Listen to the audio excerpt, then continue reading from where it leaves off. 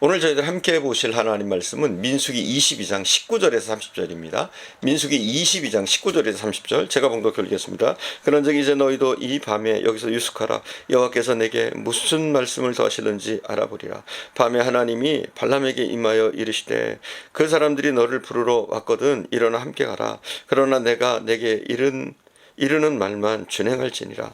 발람이 아침에 일어나서 자기 나귀의 안장을 지우고 모압 고관들과 함께 가니 그가 감으로 말미암아 하나님이 진노하심으로 여호와의 사자가 그를 막으려고 길에 서니라. 발람은 자기 나귀를 탔고 그의 두 종은 그와 함께 있더니 나귀가 여호와의 사자가 칼을 빼어 손에 들고 길에 선 것을 보고 길에서 벗어나 밭으로 들어간지라. 발람이 나귀를 길로 돌이키려고 채찍질하니 여호와의 사자는 포도원 사이 좁은 길에 섰고 좌우에는 담이 있더라. 나귀가 여호와의 사자를 보고 몸을 담에 대고 발람의 발을 그 담에 짓누르매 발람이 다시 채찍질하니 여호와의 사자가 더 나아가서 좌우로 피할 데 없는 좁은 곳에 선지라. 나귀가 여호와의 사자를 보고 발람 밑에 엎드리니 발람이 노하여 자기 지팡이로 나귀를 때리는지라. 여호와께서 나귀의 입을 여시니 발람에게 이르되 내가 당신에게 무엇을 하였기에 나를 이같이 3번을 때리느냐. 발람이 나귀에게 말하되 내가 나를 거역하였기 때문이니 내 손에 칼이 있었다면 곧 너를 죽였으리라. 나귀가 발람에게 이르되 나는 당신이 오늘까지 당신의 일생 동안 탄 나귀가 아니냐. 내가 언제 당신에게 이같이 하는 버릇이 있었더냐. 그가 말하되 없었느니라. 우리가 지난 시간 물질과 명예에 유혹된 발람의 모습을 살펴봤습니다.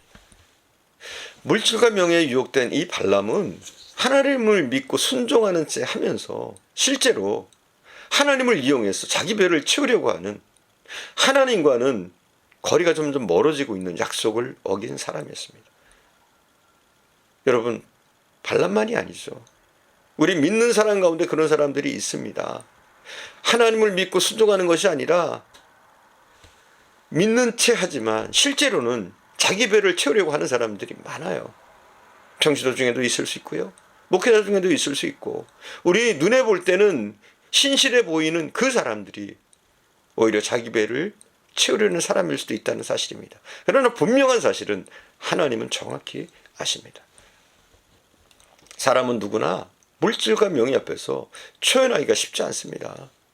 그래서 성도는 끝없이 싸워야 됩니다. 끝없이 신앙의 투쟁, 영적 전쟁을 치르면서 우리는 살아야 되는 줄 믿습니다. 우리가 유혹되면 이중적인 사람으로 변질됩니다. 물질과 명예의 유혹은 인간의 양심과 통찰력이 무뎌지게 합니다. 그리고 동시에 약속에 대한 책임감을 느끼지 못하게 되는 거예요. 20절을 봉독하겠습니다. 20절을 제가 봉독해 올리겠습니다. 밤에 하나님이 발람에게 임하여 이르시되 그 사람들이 너를 부르러 왔거든 일어나 함께 가라. 그러나 내가 내게 이르는 말만 준행할지니라. 자, 20절에 보니까 일어나 함께 가라 이렇게 말씀하셔요. 하나님이 발람이 발락의 유혹에 빠져 하나님께 간구하니까 12절에서는 분명히 하나님께서 가지 말라고 강하게 말씀하셨단 말이에요. 우리가 지난 시간에 봤어요. 굉장히 강하게 이중부정을 써서 강하게 부정하시고 가지 말라고 말씀하셨는데 그럼에도 불구하고 그가 계속 하나님께 간구하니까 하나님이 흔쾌히 허락하신 것이 아니라 탐심에 빠진 발람의 그 사악한 생각, 더 나아가 인간의 자유의지를 강제적으로 막지 않으심을 보여줍니다. 여러분 여기서 조심해야 되는 거예요. 여러분 착각하지 마세요. 하나님이 허락하시는 일과 하나님이 기뻐하시는 일을 여러분 혼동해서는 안 돼요. 여러분 우리가 쪼르면요 하나님은 들어주셔요. 우리에게 자유의지가 있잖아요. 우리에게 어느 정도의 선택권이 있단 말이에요. 우리의 선택을 존중하는 분이 하나님이시란 말이에요. 그러나 우리가 선택할 것은 내 중심이 아니라 하나님이 기뻐하시는 일이 무엇이냐는 거예요. 하나님이 마지못해서 허락하시는 그 일이 아니라 하나님이 기뻐하시는 일이 무엇이냐 이겁니다. 여러분 우리는 하나님이 기뻐하시는 일을 도모해야 합니다. 우리가 하나님께 억지를 부리면은 겨우 마지못해서 허락하시는 그 일을 하는 것이 아니라, 그런 방향으로 우리가 살아가는 것이 아니라 하나님이 진정 기뻐하시는 그 일을 우리는 해야 합니다. 발람은요, 하나님을 지식적으로는 잘 알고 있습니다. 그러므로 얼핏 듣기에는 하나님을 믿는 신실한 신앙인처럼 행동합니다. 19절 보세요. 그런즉 이제 너희도 이 밤에 여기서 유숙하라. 여호와께서 내게 무슨 말씀을 더하실는지 알아보리라. 발람의 행동은 믿음의 사람하고 비슷해 보입니다. 하지만 발람의 외적인 행위나 말과는 대조적으로 발람은 마음속으로 모압 왕의 재물과 그가 약속한 지혜에 대한 욕심이 더 강했습니다. 비록 발람이 지적으로 하나님을 잘 알고 외형으로는 경건의 옷을 입고 있지만 발람의 내심은 탐욕으로 가득 차 있는 거예요. 정말로 이 발람은 겉과 속이 판이한 두 얼굴을 가진 이중적인 사람이었습니다. 하나님을 알되 전인격적으로 알지 못하면 하나님을 제대로 믿을 수가 없습니다. 그리고 하나님을 믿지 않으면 아무리 경건한 모습을 드러낸다고 할지라도 겉과 속이 다른 이중적인 사람으로 변질됩니다. 결국 신앙인이 아니라는 뜻입니다. 그러므로 사람은 중심을 보시는 하나님 앞에서 그 실체가 드러납니다.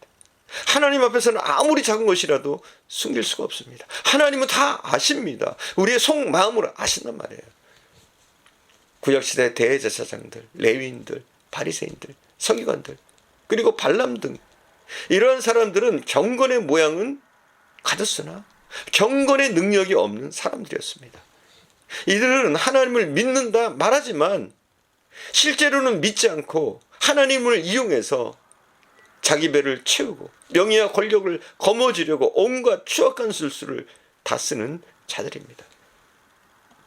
이중적인 사람은 하나님께서 미워하십니다. 그가 상종치 않으십니다. 이중적인 사람은 이 세상에서도 인정받지 못할 뿐만 아니라 그가 설 곳은 없습니다.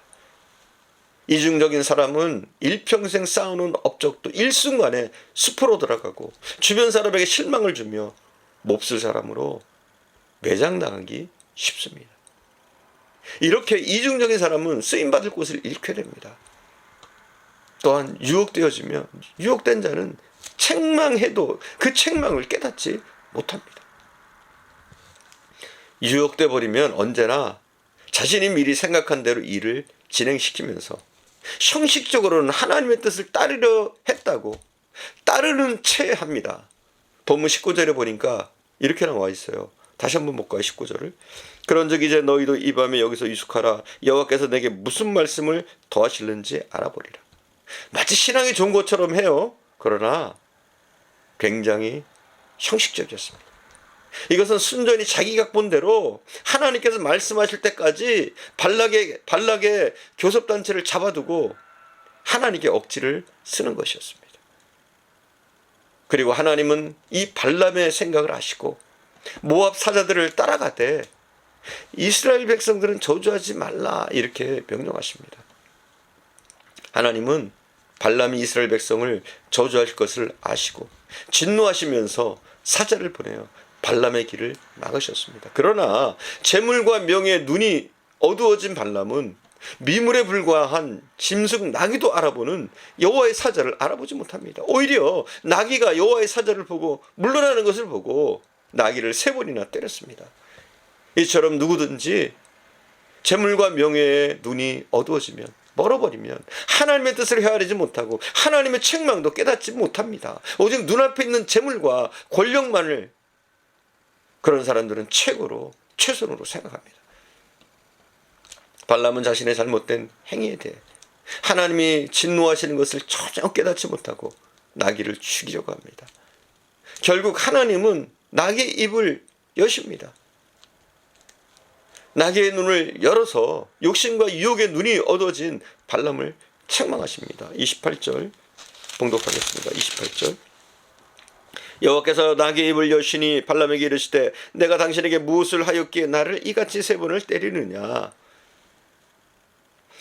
누구든지 정욕과 명예욕에 권력에 유혹되면 짐승보다 못합니다. 세상 것에 유혹된 자는 하나님의 심판을 깨닫지 못합니다. 세상 것에 유혹되면 자신이 서서히 망해가는 원인을 모릅니다.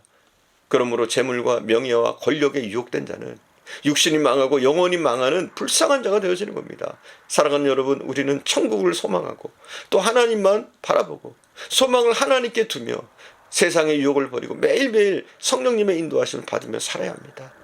우리가 기도하지 않으면, 깨어있지 않으면 우리도 언제 발람처럼 넘어질지 우리는 장담할 수가 없습니다. 사랑하는 주님, 유혹에 우리의 눈이 멀지 않도록 우리를 도와주옵소서. 끊임없이 다가오는 유혹과 시험, 우리가 기도로서 잘 이기게 하시고, 우리의 표대는 내 생각이나 내 마음이 아니라 오직 말씀과 하나님의 뜻에 있다는 것을 믿게 하시기를 원합니다. 하나님이 원하시는 일, 하나님이 정말로 기뻐하시는 일들을 우리가 할 수 있도록 인도해 주시기를 원합니다.